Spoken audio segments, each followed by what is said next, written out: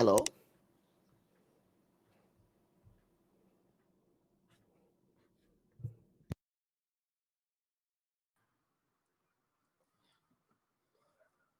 Hello, everybody. Oh, hello. So we are live. Cool. Yeah, we are I thought live. we were doing the intro. That is totally my fault. My bad. So, hello. Welcome, guys, to the Packcast. Welcome. This is a special episode. This is going to be really special because I'm hosting for a change. Usually you see Zubair in this position, but it's going to be grand. I am the content general manager for the Wicked Wolves, as you all know, and I'm absolute mad lad, and I'm really excited to be part of this podcast. And it's a special episode today. It's going to be about LGBT and mental health within gaming itself in general. And it's just going to be an overall inclusion podcast, right? Being included in gaming. So a little bit about me. I'm Ashton Lux. I play many RPG games, horror games, like all that type of, I'm a variety streamer per se, is what you would describe me as. You know me very well. I'm not going to drabble on too much, but I'm going to introduce my next partner in crime over here. He's over this way. Cameron Allen, welcome to the stage, friend. Yeah, guys, I'm Cameron. As some of you know, I am 5Man Jungle Jam on Twitch. And as you all know, if you don't follow me, you are a nerd. I am HR and welfare team within the Wicked Wolves. One of my favorite people there, Ash, was the person who brought me into the organization. And it's been probably one of the best times of best 2-3 weeks of my life. It's been phenomenal. Kale, the stuff you put in your drink. So, hi, my name is Kyle, and I'm with Three Bears Gaming. I'm one of the three here representing for us. I'm part of the content creation team, and as far as games that we like to play, it's kind of a mixed bag. We all have different games that we play in particular. Legend of Zelda, Mario, and Dark Souls are the current ones. So that's kind of what we do. Hi, I'm Tori, also known as Gay Brownies 93. I am a content creator for the Wicked Wolves variety streamer. I play a lot of Final Fantasy, a lot of action RPGs. Yeah, I know. Mental health wise, I have depression, anxiety, and mild PTSD. And I also suffer from dyslexia. Hi guys, I'm Jennifer, aka Jeff, the girl called Jeff. I am a welfare officer or ambassador within the Wicked Wolves. I made my way into the Wolves through being a moderator for our lovely boy, Ashton Lux, this way. I have severe depression and anxiety, which I'm currently recovering from, and I'm a variety streamer as well. So I play currently Spyro the Dragon, Horizon Zero Dawn, and Okami. LGBT, I wanted to go into that. I feel like there is a lot of LGBT in gaming. Like at the moment in 2020, I can't even describe to you how proud I am that LGBT has made it into gaming so heftily. Like it's insane. Before, obviously, it was in dregs and small bits, and it got there. But we're finally somewhere where I don't know whether you guys feel the same, but like it's really, really prominent, and I'm proud of like gamers and game developers for doing so, because it proves to people that we are all together and we really, we're accepting everyone and help each other, and we it's wholesome, man. It's good stuff. Yeah, well, I don't know. Like, I never really noticed it at first, like growing up, and it was never really a big thing because as growing up, I always played stuff like Tekken or Halo, so it was never a big thing. And then I started playing World of Warcraft and started getting into more lore-based stuff. And I think the first game that was ever, sorry, one of my cats is here. The first time I ever really noticed it was when I was playing Mass Effect 1. Yeah. And obviously this, it started coming into it, and there was a big hoo-ha about it, and then the rest of the Mass Effect games. And I feel like having that choice allows you to, really express yourself in the game itself, which is absolutely phenomenal.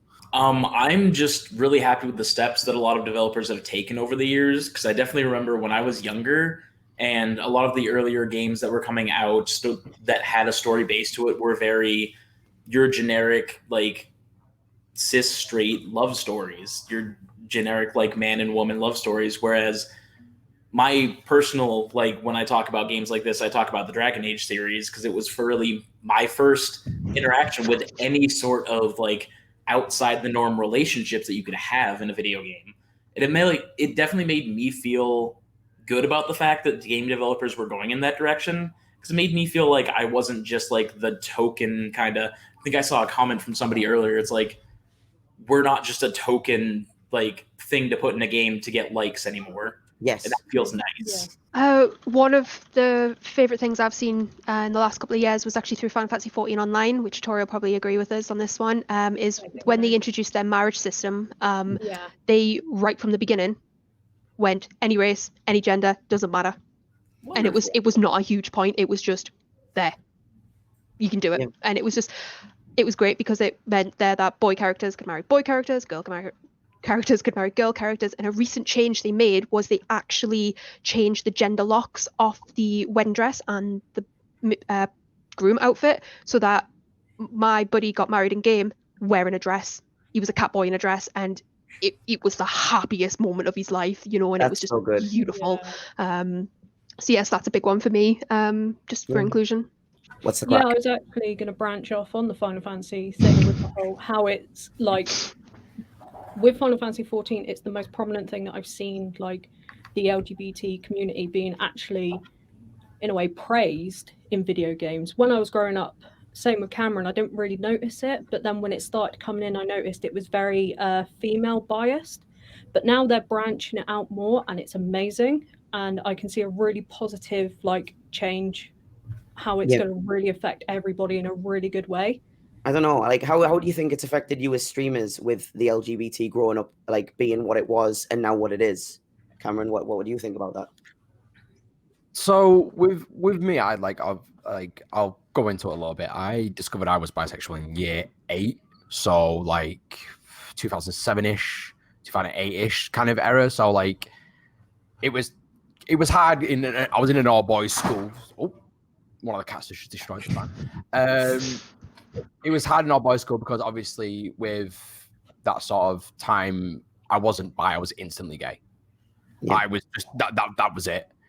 And growing up, obviously, I kind of looked into it and everything to make sure I was comfortable with it. And it eventually slowly started coming in the 2000s. But as you mentioned earlier on with Sonic Fox and other streamers, once they came out, it kind of like people kind of went, wait, hang on a second. He's one of my favorite streamers. I can now be myself and, go into like look into it and discover who I really am. And I feel like it's mainly the gaming has had a bigger impact on the world in a way of people going, I can either go marry a man or go marry a woman or others, like you said, with Final Fantasy and stuff like that. And people just kind of gone, wait, it doesn't affect me. There's nothing wrong with this. I don't have to do it if I don't want to do it. Like it's there. It's like obviously the name of the game of today is obviously inclusion. Like it's really affected the way people think and the way they react to it, rather than people just being like, nope, don't like it instantly. Don't want to do it. You don't have to do it. It's just one of those things. So as far as like how it's affected me, just a lot of my interactions with it as far as streaming goes was from watching YouTube and podcasts and like VODs of the Games Done Quicks and the speedrunning community, because that's what I really found an interest in when I was first starting to get into like streamers as a general thing. Yeah. And just seeing the steps that they have taken, like even so far as GDQ the last couple of years has been putting their preferred gender pronouns for the runners on the actual, like with their Twitter names and all of their Twitch names and all of that stuff, which is such an amazing thing to see.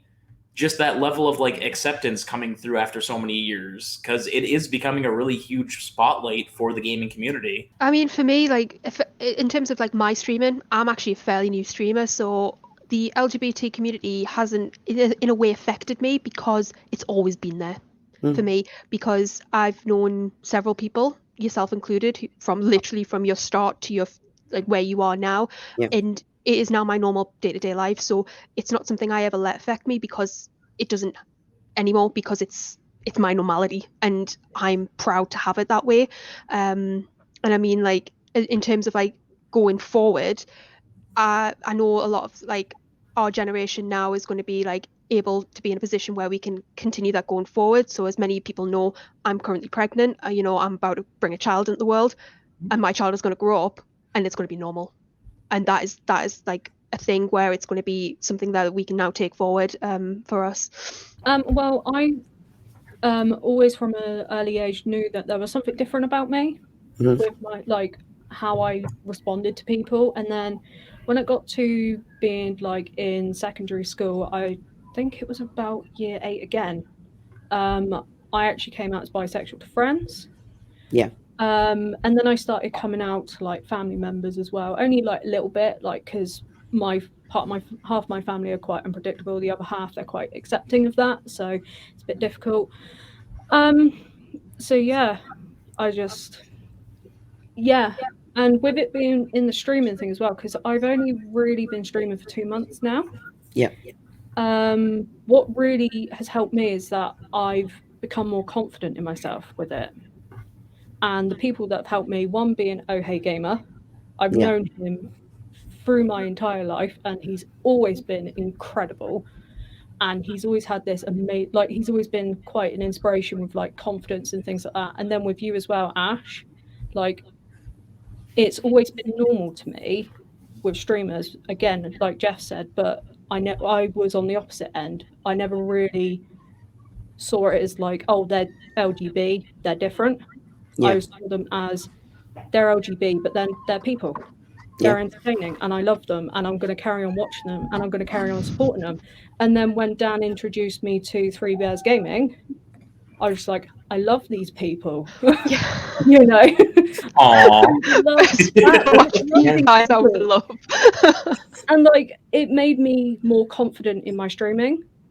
And then when I had my affiliate stream, when that kind of like the whole situation with that, I thought that was going to knock my confidence right back and I was going to stop. And then everybody was like, no, don't let it. And I was like, no, do you know what?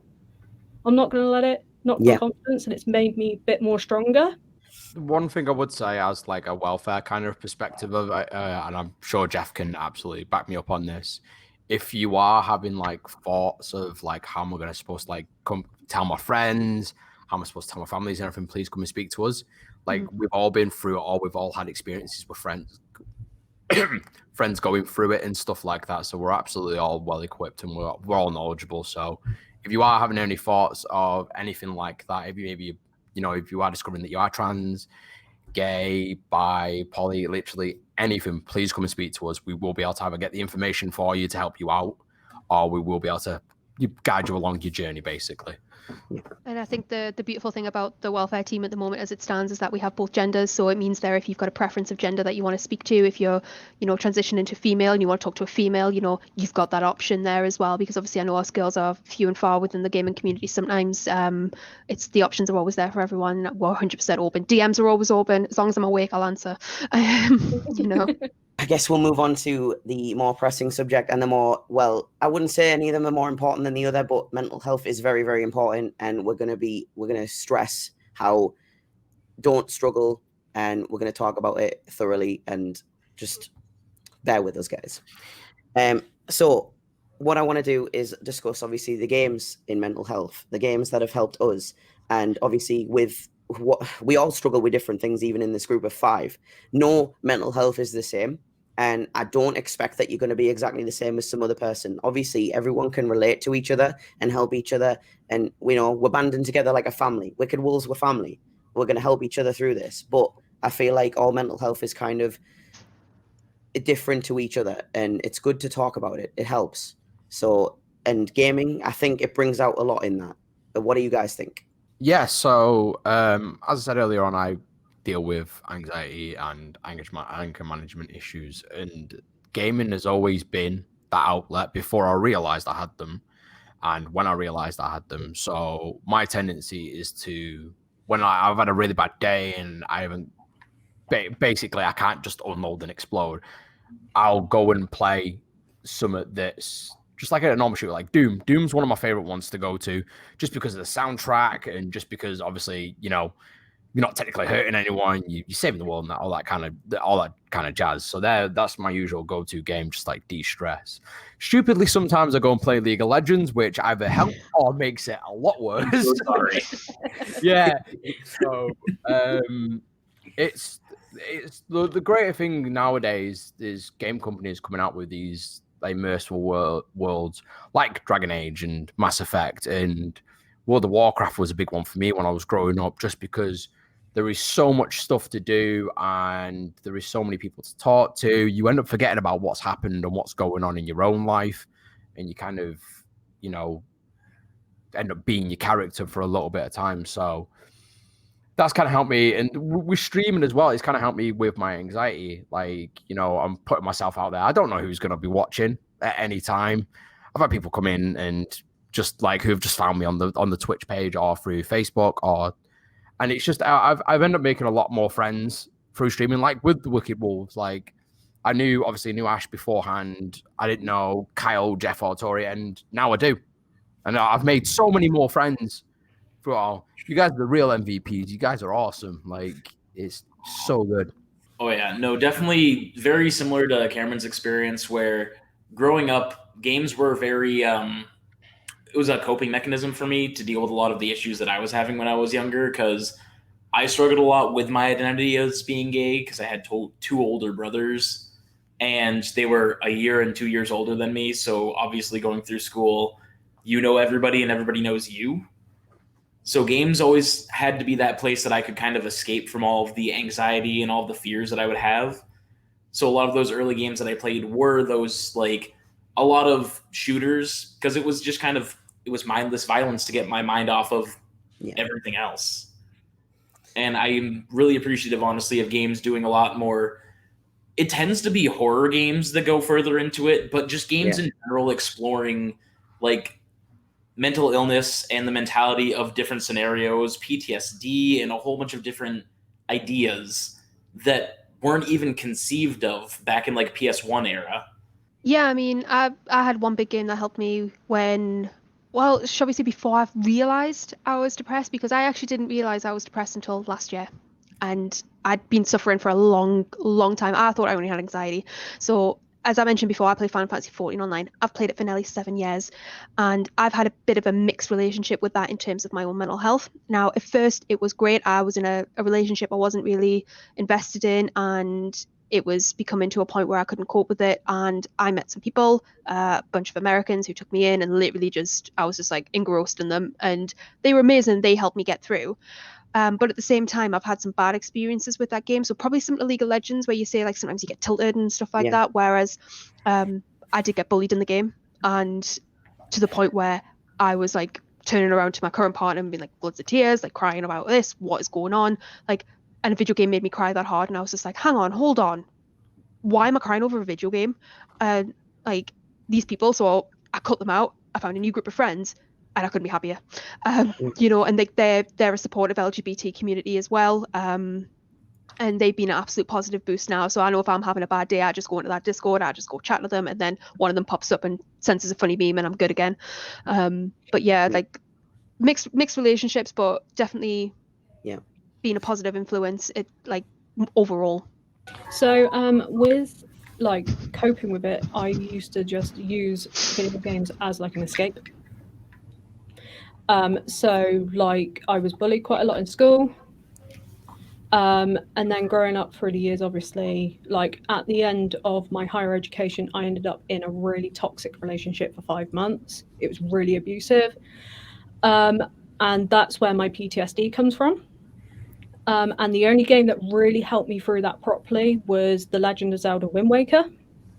And people ask me, why am I obsessed with it? And I was like, well, that is the reason why. My oldest friend introduced me to that game. We have been playing Zelda for decades. And she let me borrow her copy. And if it wasn't for Wind Waker, I don't know where I'd be right now. It's just crazy how it's affected me. But now, with how my mental health is now, I can't really play certain games. So The Last of Us, I played the beginning, the opening with the car crash and that. I can't get any further than that. Yeah. With Detroit becoming a human, with the car scene where she escapes, I had to get my husband to go through that for me. I had to be out of the room with the door closed because I just physically couldn't watch it. Yeah. And it kind of ruins the games kind of thing for me. Yeah. But as long as I got somebody there to sit with me and be supportive with me as well, and I can just turn off and go, right, I can't do any more of that. I know I've done what I can. Yeah. I then just go on to another game. So like I fall back into like Spyro, Crash Bandicoot's a really good one to rage at. Yeah. I've noticed. And with Final Fantasy 14 again, I've recently just moved to Jeff's free company after being in another free company for like 6 years. And it kind of died off. I just felt like I was more of a hindrance, asking for help. I was like, that's not the kind of thing that I want to be. Yeah. I don't want to be a hindrance. If I want help, I want to ask for it. And everybody like, yeah, sure, we can help. So I don't really have that one specific streamer that I look up to in regards to this sort of stuff. I usually just, when I'm watching them, if I'm not watching one of you guys, I'm usually just watching someone to chill out and relax.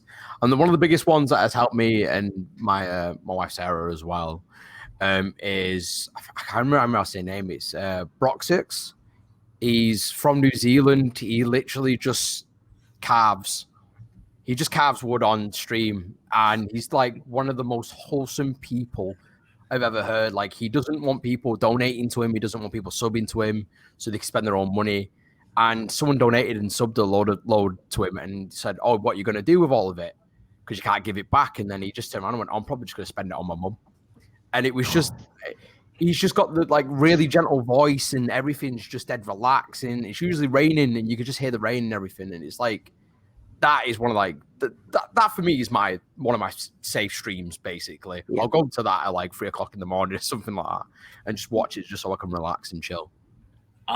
So I don't have a particular big streamer that's gone through their own mental health issues. I know that when it comes to the three of us, we tend to have a lot of streamers that we watch to calm down, like almost as a coping mechanism for us. A lot of that goes to the Mario Maker community with like Ryukar and DGR. And a lot of them where it's just like, it's enjoyable to watch these people interact with their community, but also just to have fun.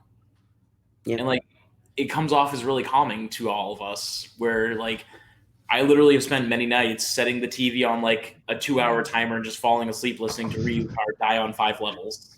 Yeah. Mine's a bit different. It's not a famous person, not yet anyway, but when this whole COVID-19 thing started, obviously a lot of people started working from home, especially myself.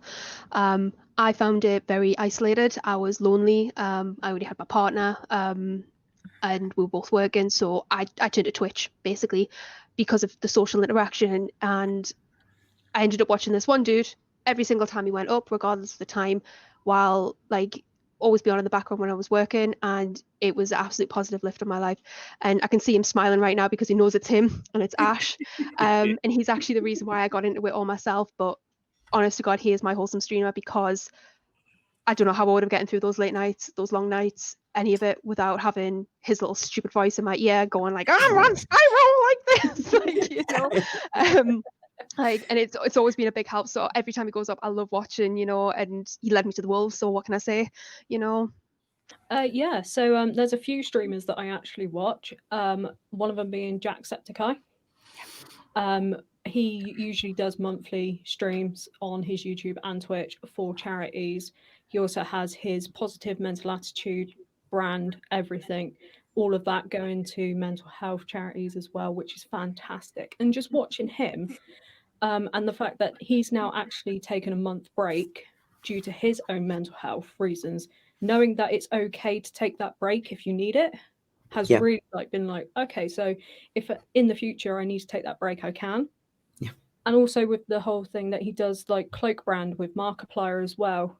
Yes. And how that's supportive to both mental health and LGBT as well. Yeah, they're really good, I reckon, because they did that LGBT line recently, didn't they, for Pride Month? And I thought that was amazing. Good stuff. And another two that I know of, one of them's called Rubber Ninja, who's Ross O'Donovan. Yeah. He makes like really sadistic Super Mario Maker 2 levels. But if you have problems, he will sit down and talk seriously. He knows what he's talking about, and it's great. And with him having like his divorce, streaming really helped him with that. And another streamer is Apocalypto12, who has recently opened up about his kidney transplant, him being asymptomatic, I think it is. He has no immune system, basically.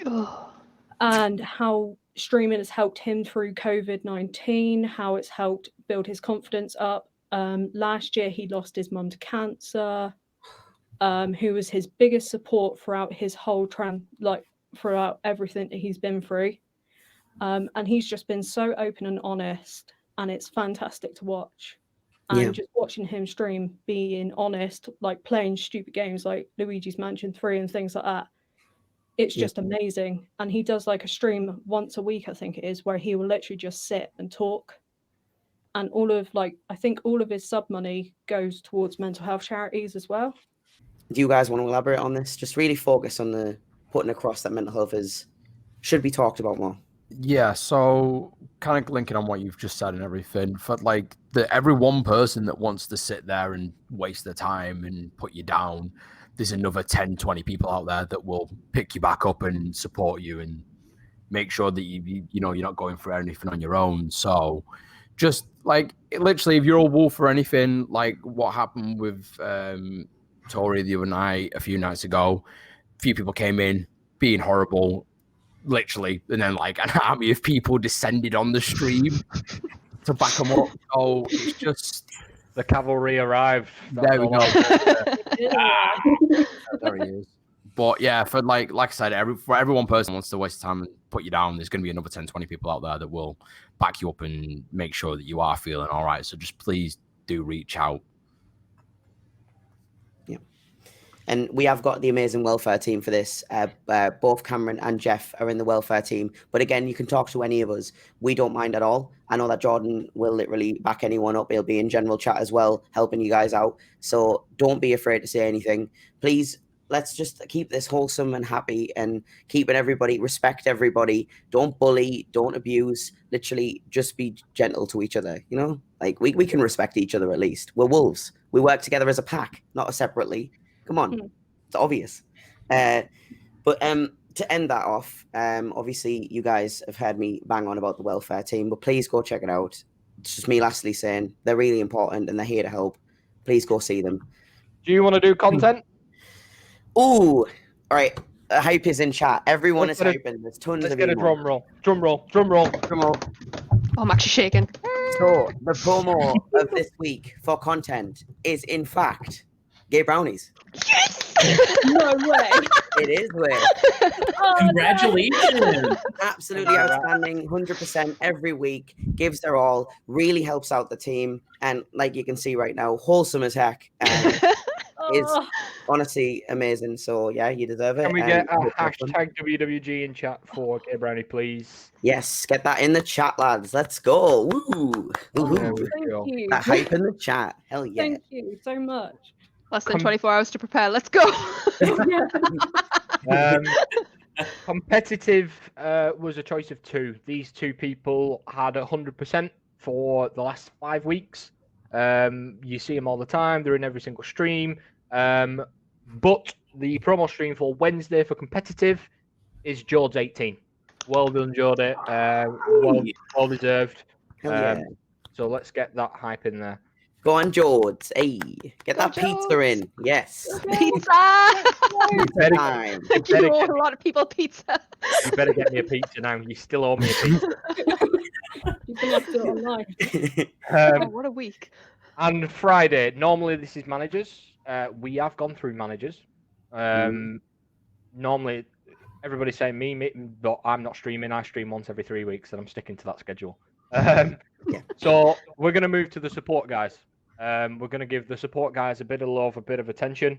Therefore, Friday's promo stream is our very own Jeff. What? Hey. I was so excited to announce these. So I was like, they've both been there. Oh my god. Oh my god. Thank you. I'm so excited. Wow. So, Monday, you've got Gay Brownie. Wednesday you've got George, and on Friday you have Jeff. And that is a link to the new community Discord server me and Ash have developed. It is for people if you are not in the organization, you're not a wolf, but you are a part of our community because we are a big community. We are one big family.